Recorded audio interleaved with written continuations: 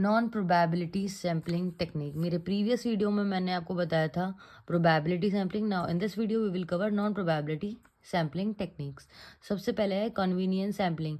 So according to the convenience, जो मतलब मेरे कन्वीनियंट है मैं उसके हिसाब से सैंपल लूँगी। तो the researcher select the most accessible population member. Convenience, जो जैसे मान लो कि मैं जयपुर में हूँ, तो मेरे सबसे नियरेस्ट में है ना जयपुर में, तो मैं सबसे नियरेस्ट मेरे क्या है, जोधपुर है, कोटा है। तो मैं यहाँ से जो मेरे नियरेस्ट प्लेसेस है मैं वहाँ से डेटा कलेक्ट करूँगी। अब मैं ये तो नहीं गुजरात जा रही हूँ या बैंगलोर जा रही हूँ, तो मेरे जो नियरेस्ट और जो मेरे कन्वीनियंट है तो मैं वहाँ से डेटा कलेक्ट कर रही हूँ, दैट इज़ कन्वीनियंस सैम्पलिंग। ठीक है, तो मैं अपने नियरेस्ट वहाँ से ले रही हूँ।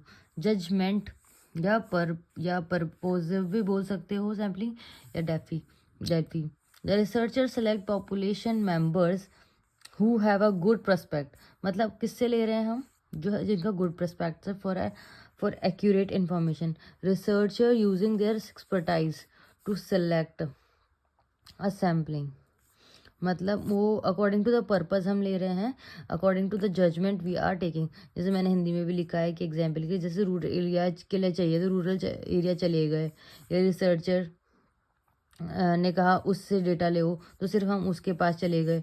तो according to the purpose we are going, मतलब ऐसा नहीं कि सबसे ले रहे हैं, अगर हमने इससे लेना है तो हम इसी के पास जाएंगे। ठीक है, ऐसा अकॉर्डिंग टू द पर्पस, और ठीक है हम उसके पास जाके लेंगे।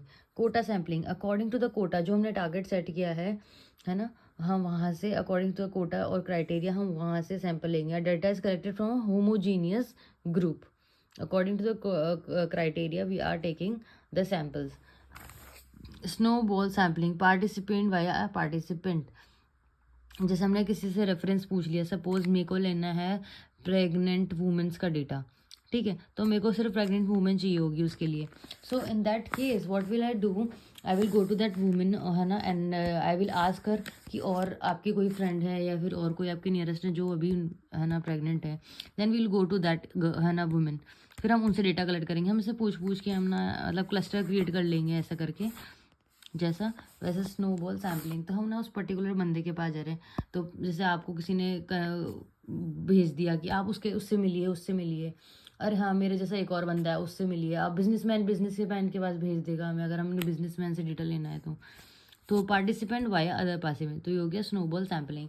सो नॉन प्रोबेबिलिटी के अंदर क्या क्या हो गया, कन्वीनियंस, जजमेंटल जिसको आप परपोजिव सैम्पलिंग भी बोलते हो, उसके अलावा कोटा सैम्पलिंग हो गई और स्नोबॉल सैम्पलिंग। तो ये हो गए 4 हमारे नॉन प्रोबेबिलिटी सैम्पलिंग टेक्निक्स या method, whatever you can say.